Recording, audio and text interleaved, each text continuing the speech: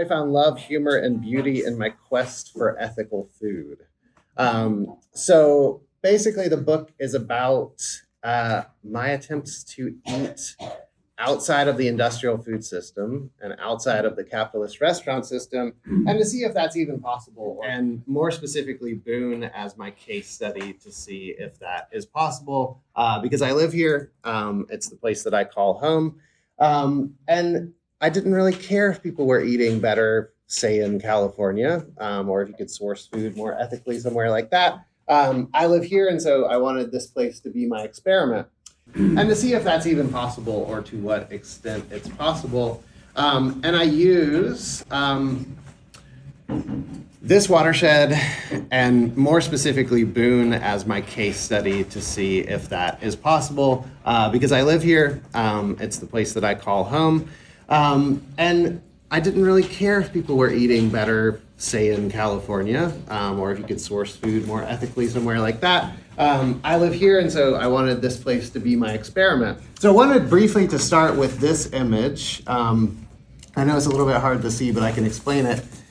This is a map from 1507 by a German cartographer. It's one of the first maps, first attempts at a map of the entire world. So you can see very clearly Europe is in the center, Africa, Asia, and then because North and Central and South America are only dimly understood at this point, you just have these little slivers because they sort of know something is there, but they don't know the extent to which, how large it is. And so I want to zoom in. This is sort of South America, Central America, the Caribbean, and then this, we believe, is what is part of North America today. So this would be like the East Coast here. What I find intriguing here is this is running north-south, so like the orientation is sort of strange, but the mountains that appear at the edge of the map look like they're running east-west, but really this is north-south. So this, we believe, is Appalachia, right, on this map from 1507. And you can see the text here under the mountains says in Latin, I have to go to my footnote to this book. The Latin is terra ulteri incognita. So the land that is beyond is unknown. I'm really intrigued by this, both thinking of Appalachia as the end of the world in this historical sense, but also for my purposes in this very environmental book, thinking about Appalachia at the end of the world because of the climate crisis. So not the end of the world full stop, but maybe the end of the world as we know it at present. So I'm gonna read just a few paragraphs from the intro of this book to give you a sense of what it's about.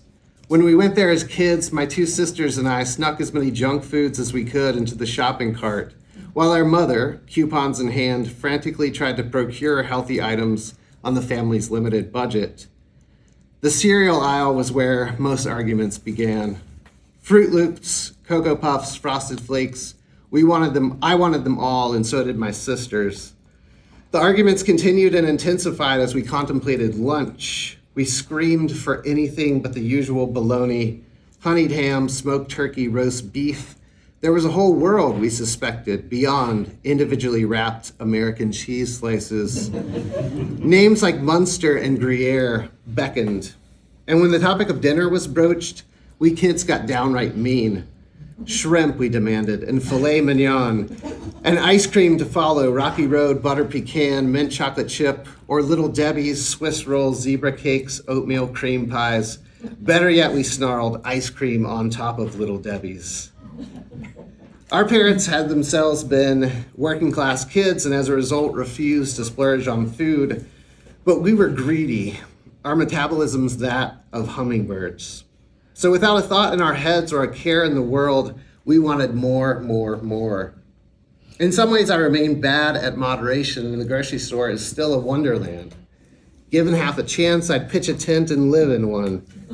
I relish tripping through its aisles in a trance not unlike the one I experienced as a kid.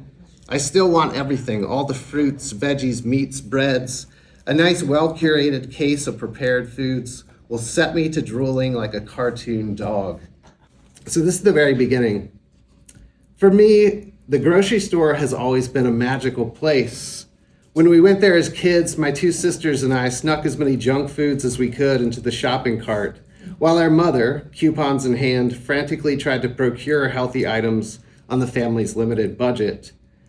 The cereal aisle was where most arguments began. Fruit Loops, Cocoa Puffs, Frosted Flakes, I wanted them all, and so did my sisters. The arguments continued and intensified as we contemplated lunch. We screamed for anything but the usual bologna, honeyed ham, smoked turkey, roast beef. There was a whole world, we suspected, beyond individually wrapped American cheese slices. Names like Munster and Gruyere beckoned. And when the topic of dinner was broached, we kids got downright mean. Shrimp, we demanded, and filet mignon, and ice cream to follow, Rocky Road, butter pecan, mint chocolate chip, or Little Debbie's, Swiss rolls, zebra cakes, oatmeal cream pies.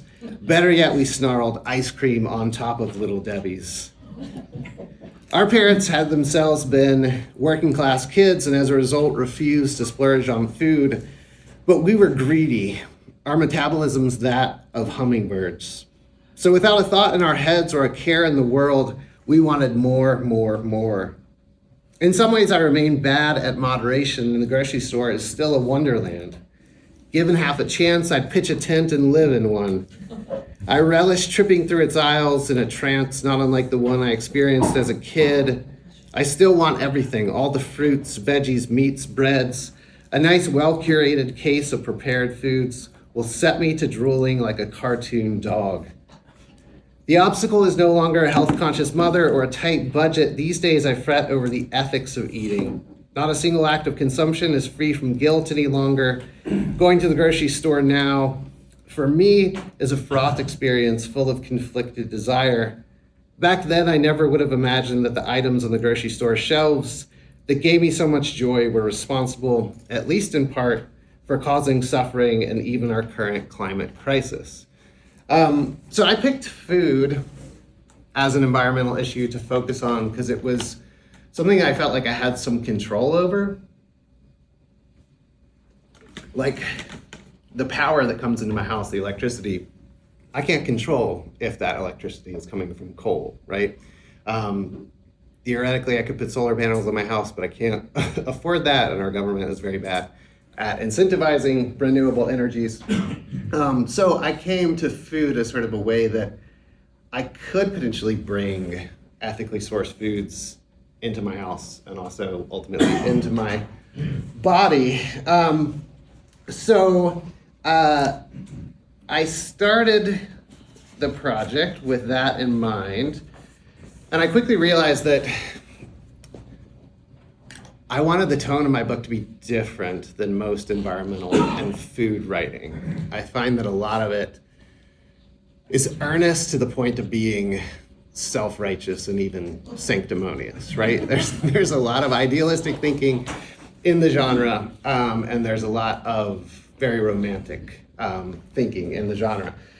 So I wanted to sort of be different than that and think about some of these issues in an honest way that I hoped will be fruitful, but also will be sort of refreshing in that I'm not setting myself up as a minor deity like Wendell Berry or something. I love Wendell Berry, but you know, in the popular imagination, he can do no wrong, right?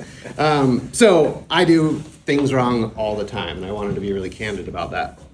I also was thinking a lot about my grandfather, who was a farmer in South Carolina. We tend to sort of like romanticize prior generations in the South or in Appalachia as sort of having it all figured out.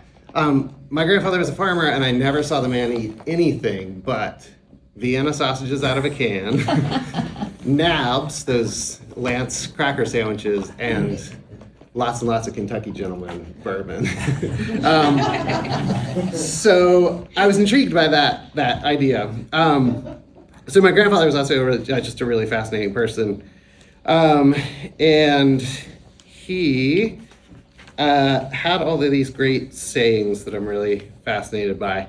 So my granddaddy used to say, don't overdo it, but don't underdo it. That's good advice, I think, for eating and just about everything else. For large swaths of my life, I've been too complacent and complicit in harmful food systems. And at other times, I've been too obsessive and militant about ethical eating. To avoid going mad, it's important to know when to commit and when to give yourself a break. Remember, I constantly say, especially as I wander starry-eyed through the grocery store, don't overdo it, but don't underdo it. I'm from the coast of South Carolina, so I grew up in the Low Country, but I've lived in Boone for 11 years. I think I will live here forever, and so this place has really become home. So a lot of this is about sort of the mountains in Appalachia. Here's another thing my granddaddy used to say. Whenever he saw someone do something extraordinary, catch a big catfish, grow a monster pumpkin, water ski backward, he would turn to me and whisper, they're going to have their moment on the mountain. By this, he meant that person, after doing this special thing, would have their 15 minutes of fame, their fleeting time in the limelight. As a kid, though, I thought he meant that when you accomplished something great, you were taken to a mountain to be celebrated. I was never fully disabused of this notion, and having grown up on the coast of South Carolina, I didn't see enough of the mountains to make me think otherwise. Even now, long after I figured out the true meaning of the phrase, the mountains remain intriguing, a foreign place for the gifted, for the blessed. So when I moved to Boone, I believed on some level that my moment on the mountain had at long last arrived. Perhaps I was fated then to be drawn to the mountains, to fall for them, even more than the low country of my childhood. On the coast, I felt vulnerable with its flatness and the sublime emptiness of the sea. In the mountains, though, I feel like the landscape rises up to hold and protect me.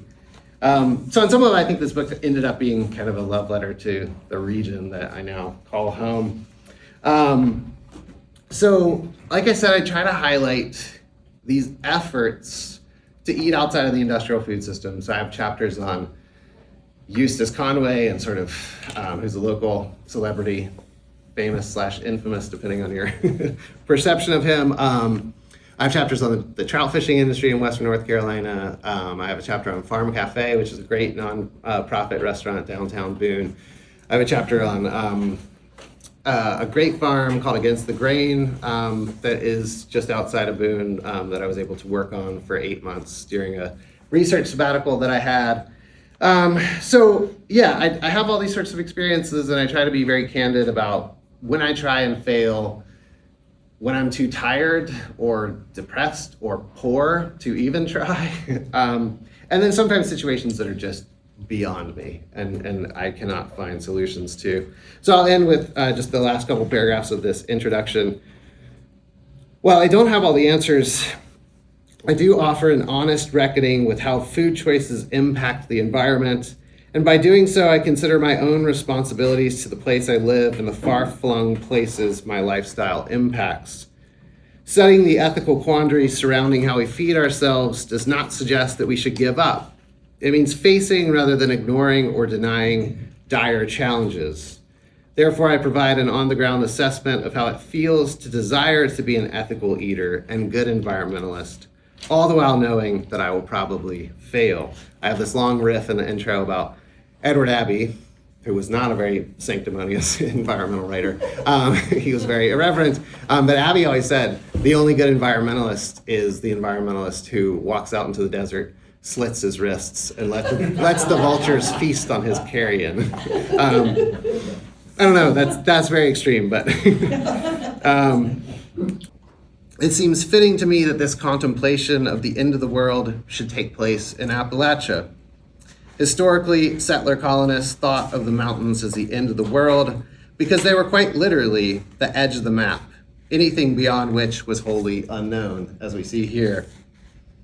This myth persisted in the American imagination long after the continental landmass was explored and mapped by non-Indigenous peoples. Appalachia has been perceived to be wild and untamed, as well as out of step with the rest of the nation culturally. The march of supposed modernity happened elsewhere, or at least happened slower here, and as a result, the mountains retain certain anachronistic or even backward qualities. I'd like to challenge this myth by thinking about the region as the center of the world, not just for those privileged few fleeing the ravages of the climate crisis, but also for locals of all stripes who are adaptive and forward-thinking, and from whom we might learn as we reimagine our lives here and elsewhere in an uncertain future. I'll stop there. Thank you.